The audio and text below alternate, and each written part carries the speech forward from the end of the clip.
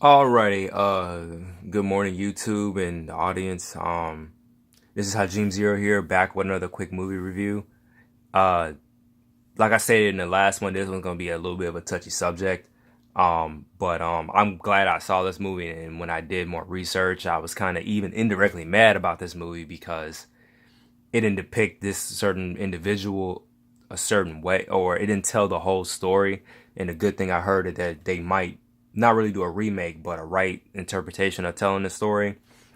So this movie's The Great White Hope, and is loosely based off of the first African American boxer, Jack Johnson. And in this movie, they had changed it. It was a play in New York back in the 70s, and they made a movie about it. And well, this is the movie. And they didn't tell the full story about Jack's events, and I guess because of legal reasons, which I completely understand. So this movie stars James Earl Jones, and I forgot the actress name that plays his love interest, which is Carol. She is a known actor. She's actually going to be in the next movie review, which is Terminator Salvation. I didn't even know this until I had looked her up. But the movie is based off of course, the African American boxer, Jack Johnson. And this is gonna be kind of weird because I don't know what to talk about first. Okay, I'm gonna talk about the movie first, and I'm gonna loosely talk about the actual real boxer named Jack. So he was an undefeated boxer. Well, okay, let me rewind rewind a bit. So in the movie The Great White Hope, Jack Jefferson, which is the character's name that James Earl Jones plays, he's an undefeated boxer, and it's like in the early 1900s.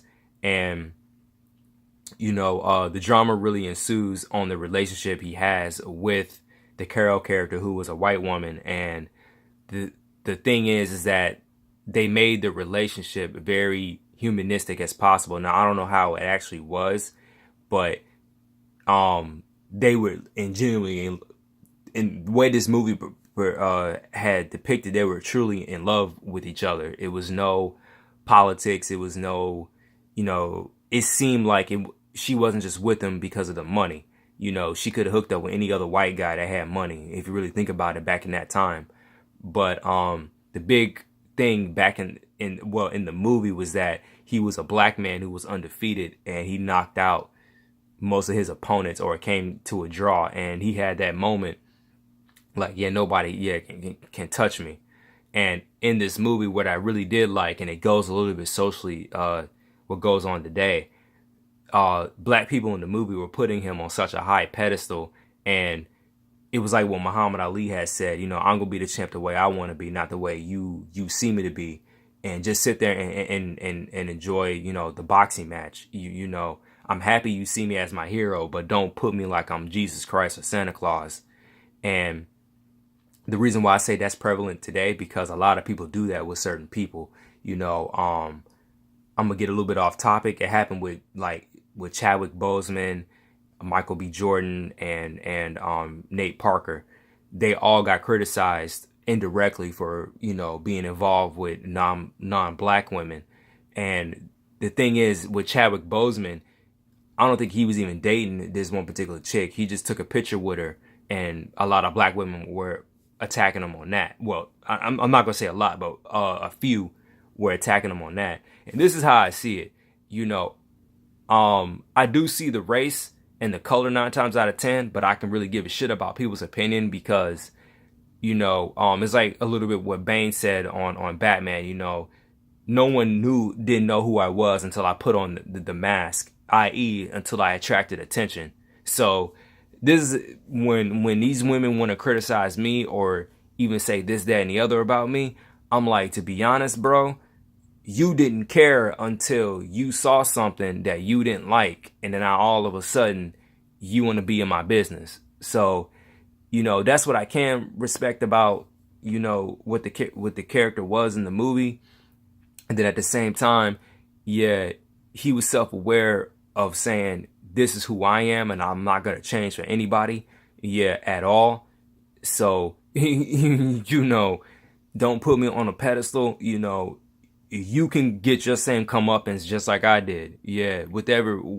Yeah, you do, and it's not more about you pleasing other people or showing a role model. It's really about who you are, and it's like what I said going back to Muhammad Ali. You know, he gonna be the champ that he wanted to be, not the way the people molded him to be, and and I gotta respect that. This, despite of what another YouTuber has said about him talking shit to Joe Frazier and the way he indirectly had treated him, just a tad bit with all shit talking, but that's beside the point. But I know it was something else that I was kind of missing that I was watching the movie on. Um, I think it goes into the fact that people don't own you. You know, when I hear like, you know, when white men say I'm tired of all of our women dating black guys, or when black women say I'm tired of black men dating white women, or our men dating white women, I'm like, to be honest, you don't own us. Yeah, I speak for myself. You know, I represent nobody but myself. Yeah, so I hate that fact they want to put a label on it, but some of them are going right behind sleeping with white men or somebody else outside their race, but we can't say shit about it. So, or nobody can say shit about it. You know, even some of the ones that see the contradiction who are of the same race, you know, or of the same race that they're being, you know, or what a white guy would say to the black woman and seeing that. But, you know, the events in this movie was very, very short. It was still kind of sad because, spoiler alert, the girl that he was in love with, she ends up killing herself when he tells her to get, you know, he was pretty much casting her out.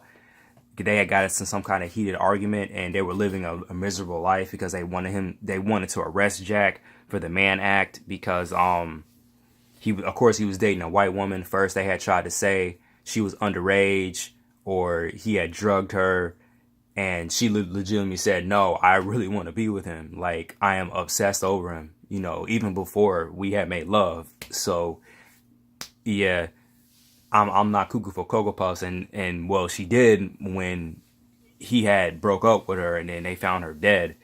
And at the same time, the way it ended, it was kind of sad.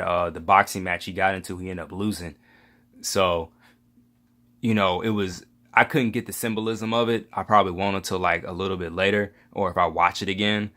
But the thing I did like about this movie, it kept the realism. It really wasn't that much of a happy ending. So, now getting into the real Jack Johnson was 3 times as big as James Earl Jones, as you see in the movie.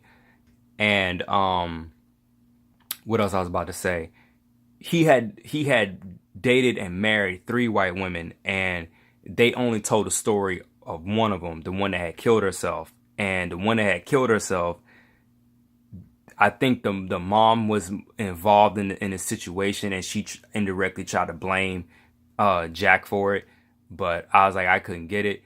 But the real definite truth of what happened between the film and the movie was the Mann Act part, when they tried to arrest him. And the Mann Act pretty much was you going state to state with someone, and it was like a Jim Crow law back in the day. I want to say they tried to get Chuck, not Chuck, Barry Gordy on it. I could be mispronouncing his name. If you see Cadillac Records, Mos Def had played the character, but he was already messed up because some of the white girls he was with, they were underage. So even if, you know, they still could have arrested him, even if they were of legal consent. But he was going to state with him, and that's what they tried to get him for. Yeah. Well, I don't know if they did get him for that. They definitely got him for the underage sex part, which I definitely disagree with. And there's some other stuff about Barry Gordy, if you look on the internet, that they've released about him. And it was, put it like this, it was to the level of R. Kelly. But the Mann Act was one of the dumbest things. It was pretty much saying, like, you were smuggling somebody over a state line or some bullshit like that. Now, if it was from another country, I can understand, like, if they're in Canada or going to Mexico, but I never heard of it within the United States, and I think that's why they got rid of it. You know, now when it comes to guns a little bit, that's a different topic because they're trying to do that now. when they say it's a high murder rate in certain areas in America, and it's all because, you know, they're taking guns and bringing them in the country. But uh, just that Mann Act had messed them up. And in the movie, they were going from like different countries. They went to London and they went to Mexico. No, well, they went to Canada, but they didn't have show any scenes. And then from Canada, they went to London, and then they went to New Mexico, and they were doing all kind of fucked up bullshit jobs. Like, ironically, they I think he couldn't fight at one point in the movie because what was it, it had something to do with his criminal past. So they were in theaters and plays and shit, and ironically they had him and his girl do the whole Uncle Tom skit, and I was like, man, that's some fucked up shit. If you literally watch it, you literally have to stomach that whole scene, and I did, because it was corny and cringy all at the same time. So I'm not even going to get into it. You really have to watch it and decide it for yourself. But you know, the actors and actresses that did a very good job. The chick that played Carolyn, she looks very beautiful. Even seeing her turn her salvation, she still looks good, you know.